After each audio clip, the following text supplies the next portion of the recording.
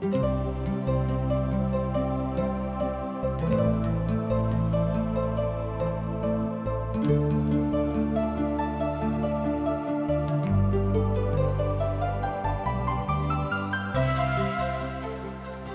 शास्त्र लोकों के बीच परमेश्वर के मूल काज के विषय में बताबैत अछि जे परमेश्वर के विषय में जनबा के लेल यह आवश्यक अछि। TWR इंडिया द्वारा प्रस्तुत अशक इजोतो के यह उद्देश्य थिको हैं अहाँ सब के परमेश्वर के मार्गों में आगा जाय में मदद सेहो करे, जीवनों के मार्गदर्शक करे। कृपया देखू आ सुनू जाय सो परमेश्वर अहाँ के जीवनों के मार्गदर्शक ठहरे।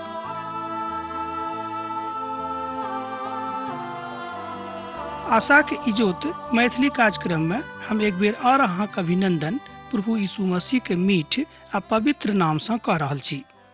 हमरा सब अखन देख रहल छी फिलिपियो पोथी के, अर्थात फिलिपियो के पोथी के अध्ययन हमरा लोकन अखन कह रहलहुँ हैं। हमरा लोकन आजुक दिन दोसर अध्याय में प्रवेश कऽ गेल छी। पहिल अध्याय में हमरा लोकन अध्ययन केलहुँ हैं कि मसीह जिंदगी के दर्शन की अछि, अर्थात एकटा विश्वासी के जिंदगी के दर्शन की होयबाक चाही। आजुक दिन हमरा सब बा एना नीक रहत बजनाइ कि आजुक दिन सँ हमरा सब ई सीख रहल छी जे मसीह जिंदगी के आधार की अछि, अर्थात मसीह जिंदगी के तरीका की अछि, हमरा सब गोटे के कोना के जीबाक अछि। एही बातक लऽ कऽ आजुक दिन से हमरा लोकन एकटा आर नव बातक सीखनाइ आरंभ कर रहल छी। जाय बातक हमरा लोकन देखब 2 अध्याय से पूरा अध्याय में, अर्थात 2 अध्याय के 1 पद से लऽ कऽ आखिरी पद धरि। पहिल अध्याय के अध्ययन में हमरा लोकन जेना देखने छलहुँ हैं कि मसीही जिंदगी के दर्शन की अछि। एक बेर आर हम दोहरिया दैत छी। एहिठाम हमरा लोकन ओहि बातक देखैत छी कि कोन तरह कोन प्रक्रिया से हमरा सबके और आगाँ जेबाक अछि, कोन प्रक्रिया के अपनेबाक अछि कि मसीह जिंदगी हमरा लोक के नीक रहेक, उचित रहेक। हमरा लोकन खाली सोचैत रहै छी जे ई करब चाहे ऊ करब, एना करब ओना करब, मुदा ठिकाना कतौ नहि भेटैत अछि। की करब कोना करब हमरा लोकन कहियो कहियो विचलित भऽ जाइत छी। एहि विषय में चेतावनी देवल गेल अछि। जहन पौलुस बाजैत छथि जे मसीह अर्थात मसीही जिंदगी के जीवा के तरीका की अछि, अर्थात मसीह जेना अपन जिंदगी जियैत छलाह वह हमरा सबक तरीका रहबाक चाही। एक बेर आर ध्यान दियौ कि जेना प्रभु यीशु मसीह संसार में आबि कऽ स्वयं के अपन जिंदगी के लऽ चललखिन, जाहि तरीका से ओ एहिठाम एहि संसार में जिलखिन, वही तरह से हमरो सबके जीबाक अछि। हाँ, ई भऽ सकै छै, कियाक तऽ प्रभु यीशु मसीह कहलनि कि मनुख सँ ई भऽ जायत, कियाक तऽ हम जानैत छी कि हुनका लग कतेक सामर्थ छनि, कतेक बुद्धि छनि, कतेक ज्ञान छनि। प्रभु के पता छनि जे हमरा सभक ओ कतेक ज्ञान देने छथि, हमरा सभक ओ कतेक सामर्थ्य देने छथि, हमरा सभक ओ कतेक आगाँ जेबा के विषय में बतौने छथि। ई बात मात्र पवित्र आत्मा के शक्ति के अनुसार आ सामर्थ्यक अनुसार भऽ सकै छै। जँ हाँ पिता के संगे आर हुनक एकलौता पुत्र प्रभु यीशु मसीह के संगे जीवित रहै छी, अर्थात मसीह के सेवा के भाव अहाँक अंतर्मन में बड्ड बा बहुतायत सँ फलवित भऽ रहल अछि, प्रफुल्लित भऽ रहल अछि, खूब उन्मादित भऽ रहल अछि, तहन हाँ एहि बातक के प्रयोग अपन जिंदगी में कऽ सकलहुँ हैं। अहाँक आज्ञा के अनुसार अर्थात परमेश्वरक आज्ञा के अनुसार हम जियब। ई बात एकटा भक्त कहैत छथि कि हे प्रभु, हम अहाँक आज्ञा के अनुसार जियब, अपना जिंदगी के लागू नहीं करब, मुदा अहाँक जिंदगी के अपन जिंदगी में लागू करब। यह एकटा बात अछि, मुदा एहि बात में विरोधाभास भऽ सकै छै जँ अहाँक मन में कोनो तरहक शंका अछि, कियाक तऽ शंका के कहियो कोनो तरहक इलाज संसार में नहीं अछि। शंका भऽ जायत तऽ भऽ जायत। हमरा सबक सिखबाक अछि जे हम अपन कथा के अपना महिमा में ओ अपना आप के बाजैत छथि, अर्थात यीशु के नेह ओहि में लागल अछि। एहि अध्याय में बहुत बड़का बड़का धर्मशास्त्रीय अनुभवी मनुष्य छलाह। हमरा लोकनि जानैत छी कि जाहि काल में प्रभु यीशु मसीह के जन्म बेतलहम में भेल छलनि, ओहि काल में यरूशलेम में बड़का बड़का धर्मशास्त्री लोग, विद्वान लोग छलाह जे बहुत तरह के विरोधाभास हुनक जन्मक लेल कऽ देने रहथि। मुदा जे कियो हुनका ऊपर विश्वास केलथि वो ए बातक बुझ गेलखिन कि ओ पिता के एकलौता पुत्र छथि, अर्थात स्वयं पिता परमेश्वर मनुखक रूप में हमरा सभक बीच में विराजमान छथि।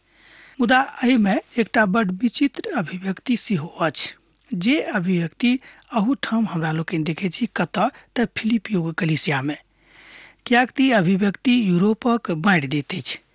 प्रभु जे हमरा सभक प्रभु छथि, प्रभु यीशु मसीह जे हुनको सभक प्रभु छनि, संपूर्ण संसारक प्रभु छनि, एहि संसार में आबैत काल में तरह तरह के बात ओ देखलखिन, तरह तरह के बातक ओ करलखिन, कियाक तऽ सब कुछ ओ देख सकैत छथि, सब किछु ओ कऽ सकैत छथि, कियाक तऽ हुनका हाथ में सब बातों के सामर्थ्य छनि। एहि संसार में मनुख जाति के कल्याणार्थ ओ आयल छलाह, ओ स्वयं एहिठाम नहि आयल रहथि। ई अध्याय एहि बातक स्पष्ट कऽ दैत अछि जे ओ अपना मन से एहिठाम नहि आयल रहथि। एहि संपूर्ण संसार में हमरा सभक बहुत तरह के विरोधाभासक सामना करऽ पड़ैत अछि। एहि अध्याय में जाउ तऽ पाएब जे बहुत तरह के लोग छलाह जे व्यवहारिक रूपे एहि बातक अनदेखी करैत छलाह कि प्रभु यीशु मसीह मनुष्य जाति के उद्धारकर्ता भऽ सकैत छथि। आजुक संसार में एहि तरहक लोक छथि जे बहुत तरह के तर्क दऽ कऽ एहि बातक सिद्ध करबा के प्रयास करैत रहैत छथि कि ओ मनुष्य जाति के उद्धारकर्ता नहि छथि। पवित्र पोथी बाइबिल कहैत अछि कि एहि संसारक के एहन एकोटा वस्तु नहि अछि जे हिनका बिनु बनल छनि, अर्थात सब वस्तु के निर्माता हुआ छथि, संपूर्ण वस्तु के सृष्टा हुआ छथि, अर्थात सब बातक के सृष्टिकर्ता हुआ छथि। तहन अहाँ किएक हुनका ऊपर कोनो तरह के शंका राखै छी? तैं जँ मसीह में किछु शांति और प्रेम अछि तऽ हुनका में लागल रहू, धारस सँ और आत्मा के सहभागिता और किछु करुणा और दया हुनका में छनि। एहि बातक सत्यापन अहाँ एहिठाम एक पद में पढ़ि कऽ कऽ सकैत छी। जँ अहाँक लग पवित्र पोथी बाइबिल अछि तऽ पढ़ि कऽ एहि बातक सत्यापन कऽ लिअ।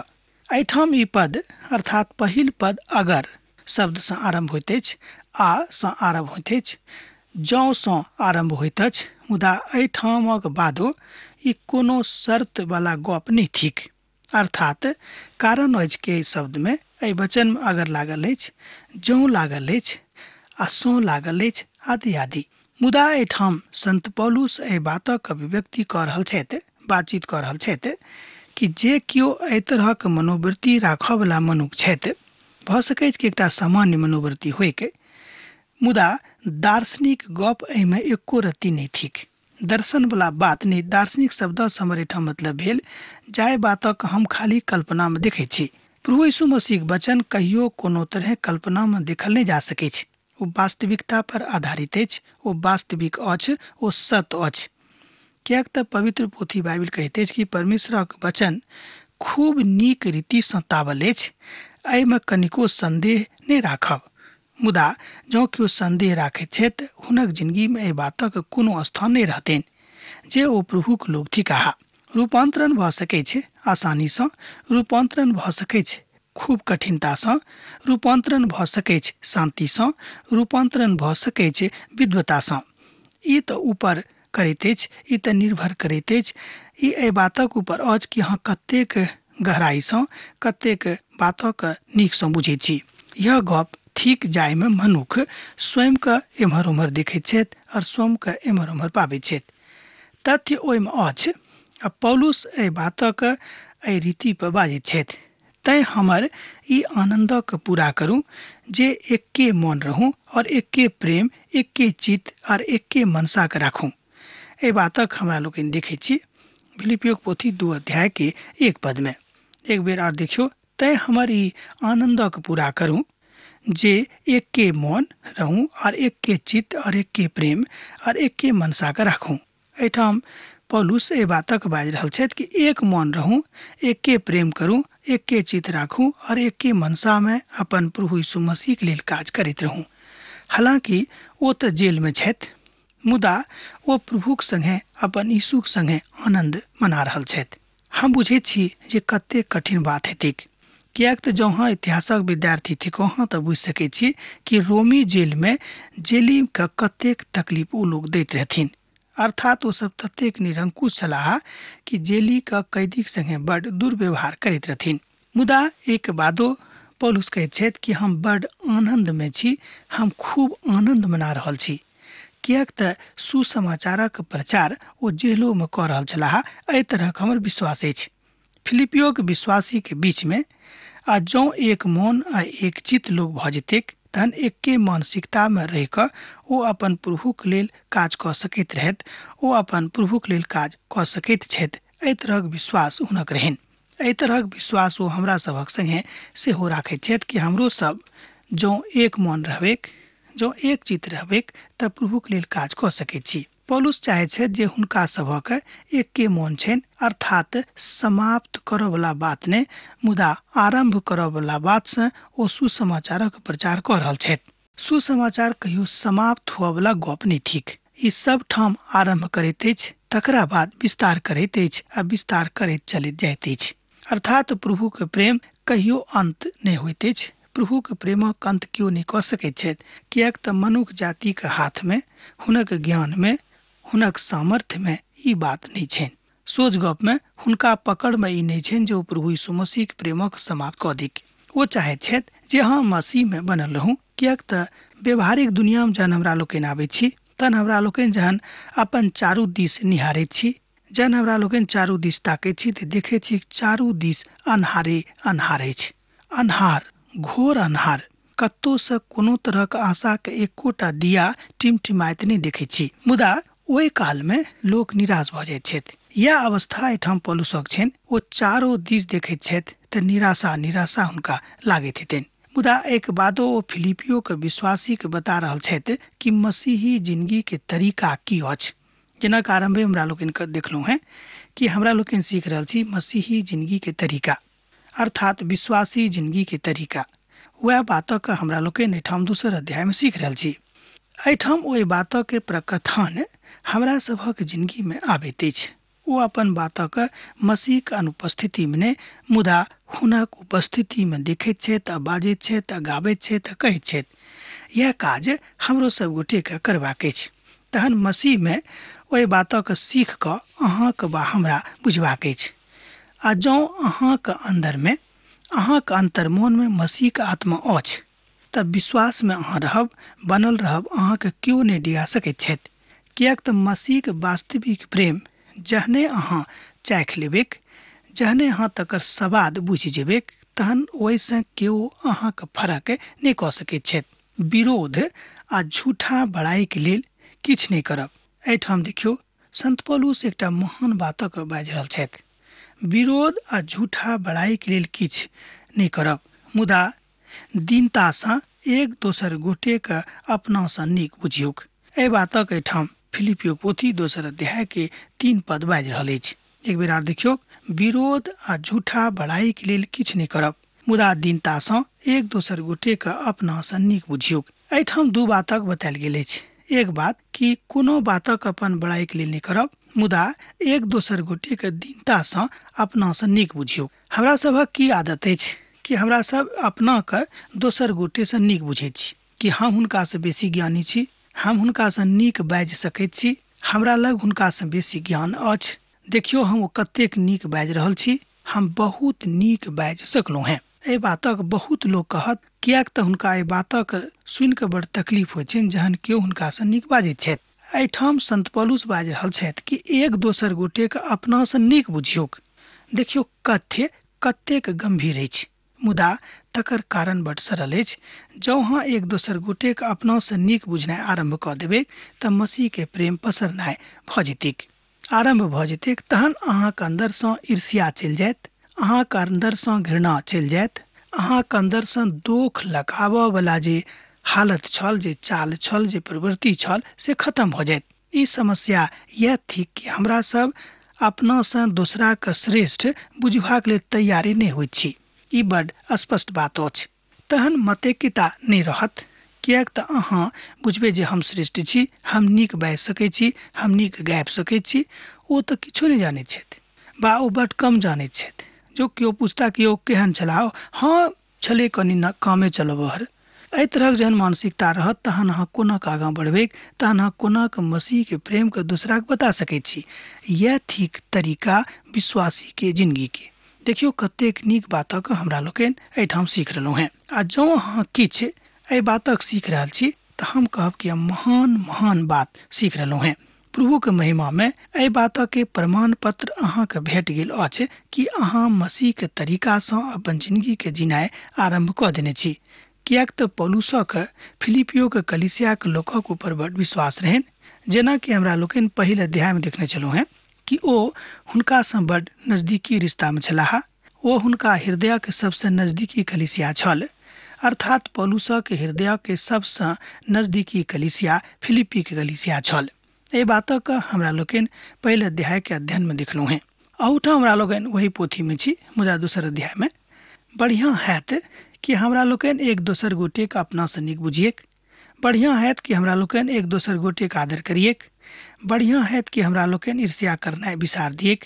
बढ़िआँ हैत कि हमरा लोकनि जतेक भऽ सके एक दोसर गोटेके मदद करिएक। बजनाइ बड्ड आसान अछि, करनाइ बहुत बहुत मुश्किल अछि। मुदा जँ मसीहके आत्मा अहाँके अन्दरमे रहत तऽ करनाइ बड्ड आसान भऽ जायत। सब केओ अपन हितक ने, मुदा दोसरोके हितक चिन्ता करल करूँ।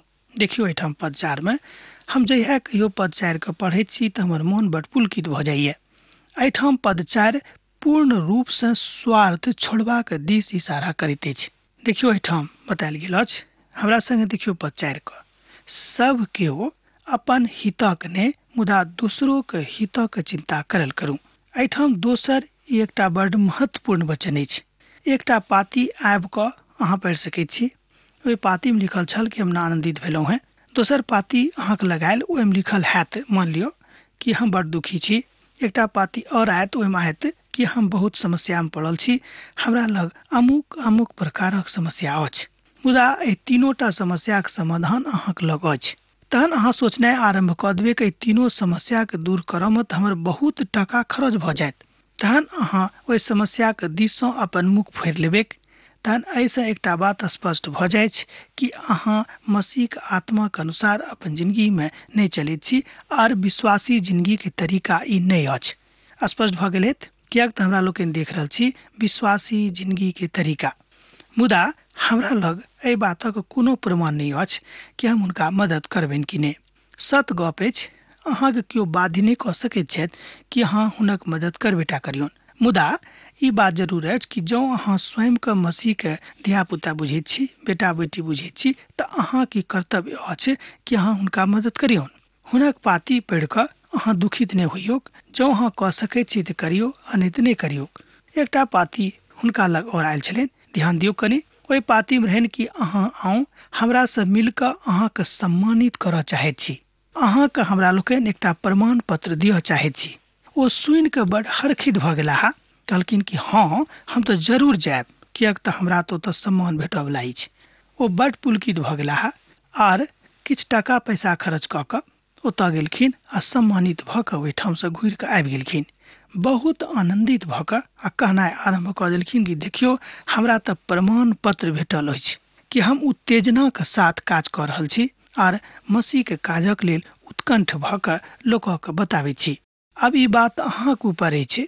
अब अहाँ स्वयं विश्लेषण कऽ सकैत छी कि ओ आदमी वास्तवमे की मसीहके लोक छलाह, कि सत रूपे ओ विश्वासीके जिन्दगी जी रहल छलाह। अहाँके ऊपर अछि।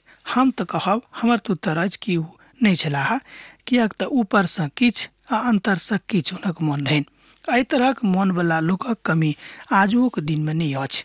हम एहन बहुत लोकक जानैत छियनि जे ऊपरसँ खूब मीठ मीठ बाजत, ततेक मीठ बाजत कि अहाँ कहबै कि वाह, कतेक नीक लोक छथि, कतेक नीक हिनक स्वभाव छनि, कतेक नीक ई काज करऽवला छथि। मुदा अंतर मोन ततबे कार आ ततबे तीत, किएक तऽ ऊपरसँ किछु आ अन्तरसँ किछु। एहि तरहक लोकक कमी नहि थिक। हम बाजि रहल छी कि एहि तरहक लोकक लेल प्रार्थना करबाक अछि, ई नहि कि हुनका छोड़ि देबाक अछि। हमरा सब बहुत बेर जहन एहन लोकक चर्चा सुनैत छी, एहन लोकक कथा करैत छी, एहन लोकक बात करैत छी, तऽ हमरा सब हुनका छोड़ि दैत छी कि छोड़ू, हुनका संगे नहि रहब, कोनो फायदा नहि। ओ तऽ किछु नीक काज नहि कऽ रहल छथि, की फायदा अछि। हाँ, जँ परमेश्वरक आत्मा अहाँके अन्दरमे अछि, जँ मसीहके आत्मा अहाँके संगतिया अछि, जँ यीशु मसीहके अहाँ अपन संगतिया बना लेने छी, तऽ जरूर अहाँ हुनका लेल प्रार्थना करबै आर एहि बातक जरूर स्मरण रखबै कि ओ अहाँक संगे छथि और अहाँक काज भऽ रहल छथि। हमरा सब सुसमाचारक नीक रीतिसँ बतेबाक अछि, किएक तऽ पवित्र पोथी बाइबल कहैत अछि कि जे केओ हमर सुसमाचारमे अर्थात परमेश्वरक वचनमे किछु मिलावट करत तऽ हुनका दण्ड भेटतनि। जे दण्ड पिता परमेश्वर ओहि बातक लेल नियुक्त कऽ देने छथि, नियुक्त कऽ कऽ ठहरौने छथि। एहि बातक लेल सेहो प्रभुक हम धन्यवाद दैत छियनि कि ओ बता रहल छथि कि अहाँके की करबाक अछि। मसीहके मोन अपना हृदयमे लऽ आनू। वाह, कतेक नीक बात अछि। एहिठाम टीकाकार साहब कहैत छथि कि मसीहके मोन अपना हृदयमे लऽ आनू। प्रभुक मोन अर्थात विनम्रता। ध्यान दियौ, प्रभुक मोन अर्थात विनम्रता। प्रभु यीशु मसीह के मौन अर्थात नम्रता। प्रभु यीशु मसीह के हृदय अर्थात विशाल हृदय। प्रभु यीशु मसीह के प्रेम अर्थात अनंत प्रेम। अब ऐसा बढ़ कऽ अहाँ की बुझि सकैत छी? ई सबटा बात अहाँ सेंत मेंत प्राप्त कऽ सकैत छी, अर्थात उधारे प्राप्त कऽ सकैत छी। उधारो नहि ठीक रहत बजनाइ, हम तऽ कहब कि मंगनिये प्राप्त कऽ सकैत छी। ई नीक शब्द अछि। उधार तऽ भेल कि काल्हि घुराबऽ पड़त, मंगनिये प्राप्त कऽ सकैत छी। ई बेसी नीक रहत, बेसी उचित रहत। प्रभु यीशु मसीह 4-5टा महान बात अहाँके उधारे देबऽ छथि। जेहन मसीह यीशुके स्वभाव छनि, देखियौ पद 5 के, जेहन मसीह यीशु मसीहके स्वभाव छनि ओही तरहक स्वभाव अहूँके भऽ जायक। एहिठाम पौलुस प्रार्थना कऽ रहल छथि, पौलुस विनती कऽ रहल छथि कि जेहन मसीह यीशुके स्वभाव रहनि ओही तरहक स्वभाव अहूँ सभक भऽ जायक। पद 5 फिलिपियो पोथी अध्याय 2। मसीह यीशुके मन अहाँके अन्दरमे आबि गेल अछि, मसीहके प्रेम अहाँके अन्दरमे आबि गेल अछि, तहन मसीह यीशुके स्वभाव जहन अहाँके अन्दरमे आबि जायत तऽ अहाँ बड्ड आगाँ चलि जेबै। यह बातक एहिठाम हमरा लोग देखैत छी। 4 अध्याय के 1 पद से लऽ कऽ 2 पद में एही बातक ऊपर बतायल गेल अछि। हमरा सब जानै छी कि प्रभु यीशु मसीह समस्त बातक लऽ कऽ समस्त बातक ऊपर खूब मन बना कऽ मनुष्य जाति के सिखौने रहथि। मुदा ओहि बातक हमरा लोकनि बिसरा दै छी। तैं बेर बेर हुनक भक्तजन जे हुनका से प्रेम राखैत छै, जेना अहाँ भेलहुँ हैं, तहन एहि प्रयासमे लागल छी कि लोक प्रभुके जानैक, लोक प्रभुके चिन्हैक आर प्रभु यीशु मसीहसँ उद्धार प्राप्त कऽ कऽ स्वयंके तैयार करी। तैं हम जे प्रभुमे बंधुआ छी, ध्यान दियौक, इफिसियो पोथी 4 अध्याय 1 पद और 2 पद हम पढ़ि रहलहुँ हैं। फिलिपियो ने इफिसियो पोथी 4 अध्याय 1 पद और 2 पद। एहि पोथीके अध्ययन हमरा लोकनि समाप्त कऽ चुकल छी, मुदा अहाँके स्मरणार्थ, अहाँके याद दिएबाक लेल हम पढ़ि रहलहुँ हैं। तैं हम जे प्रभुमे बंधुआ छी, अहाँसँ विनती करैत छी जे जाय बुलाहटसँ अहाँ बजावल गेल छलहुँ हैं ओकर योग्य चाल चलू। जाय बुलाहटसँ अहाँ बजावल गेल छलहुँ हैं ओकरे योग्य चाल चलू, अर्थात समस्त दीनता। आगाँ देखियो पद 2 के, अर्थात समस्त दीनता और नम्रता सहित और धीरज धरि कऽ प्रेमसँ एक दोसर गोटे के सहि लिअ। कतेक महान बात अछि। हमरा लोकनि एक दोसर गोटे के सहि सकैत छी, हमरा लोकनि एक दोसर गोटे के तकलीफक बाँटि सकैत छी। तहन जँ एहि तरहक विनम्रता अहाँके अन्दरमे आबि गेल अछि, तेकर मतलब यह भेल कि मसीहके मोन अहाँके अन्दरमे अछि। यह थिक विश्वासी जिंदगी के जीवा के तरीका। ऐसा नीक और की उदाहरण दऽ सकैत छी? पवित्र पोथी बाइबिल एहि बातक बताबैत अछि। तहन सब किछु पवित्र पोथीमे बतावल अछि।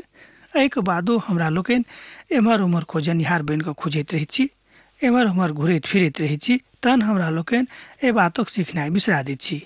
आ प्रभुमे अहाँ अपना आपके नम्र बनाबैत रहू, अहाँ अपन विनम्रतामे काज करैत रहू, तहन प्रभुके स्थान अहाँके हृदयमे भऽ जायत। अब हमरा सब पवित्र पोथी बाइबलक के महान धर्मशास्त्रीय बखानक लग आबि गेल छी। बहुत विद्वानक मत छनि जे ई सब सनेश पैघ शास्त्रक अछि, अर्थात पवित्र पोथीक अछि। धर्मशास्त्रीय अभिव्यक्ति एहि तरहक थिक। बहुत लोकक कथन छनि जे ई बड्ड पैघ धर्मशास्त्रीय अभिव्यक्ति अछि। कतौ तऽ नवा नियमक पोथीके एही बातक लोक कहैत छथिन कि महानतम बात थिक जाहिमे प्रभु रहैत छथि। आगाँ पद एहि बातक स्पष्ट कऽ दैत अछि जे ओहिठाम एहि धर्मशास्त्रीय अभिव्यक्तिके अर्थ अछि ओ अपना आपके सहि लिअ जाहिसँ हुनक स्वरूपमे रहि कऽ, अर्थात प्रभु यीशु मसीह जकाँ एहि संसारमे बनि कऽ अपन जिंदगीके आगाँ लऽ जा सकी। ई बात संभव मनुख में अछि, मनुख सँ अछि, मनुख कऽ सकैत छथि। तैं प्रभु यीशु मसीह मनुख जाति के ई आज्ञा दऽ रहल छथि, कियाक तऽ प्रभु के मालूम छनि कि अहाँ कतेक कऽ सकलहुँ हैं। कमजोर सँ कमजोर मनुख कतेक कऽ सकैत छथि, हुनका एहि बातक पूर्ण ज्ञान छनि, पूर्ण जानकारी छनि। हमरा सब देखलहुँ हैं कि हमरा सभक कोना के नीक रीति सँ मसीह जिंदगी के कोन तरीका जीबाक अछि, अर्थात एकटा विश्वासी के कोन तरह से जीबाक अछि। आ प्रभु यीशु मसीह हमरा सभक लेल कतेक दुख उठौने रहथि, कतेक प्रकारक दुख उठौने रहथि। अब हमरा विदा दिअ, कियाक तऽ अहाँ सँ विदा होय के हमर बेरा भऽ रहल अछि। पाती लिखनाइ नहि बिसरायब। यीशु के नेह अहाँ के जिंदगी में बनल रहिक। आमीन। हमर विश्वास अछि कि ई कार्यक्रम अहाँ के लेल लाभदायक सिद्ध अछि। हम चाहै छी कि अहाँ अपन आशीषों के हमरा संग साझा करू। जँ अहाँ के नजीक बाइबल सँ आ जीवनों सँ संबंधित कोनो प्रकार के प्रश्न भऽ सकै अछि तऽ अपन समस्या के लेल प्रार्थना करबा के लेल जँ चाहै छी तऽ हमरा फोन नंबर पर जरूर संपर्क कऽ सकै छी। परमेश्वर अहाँ सब के लेल एकटा सुंदर, सुखद, आनंदित दिन प्रदान करैक।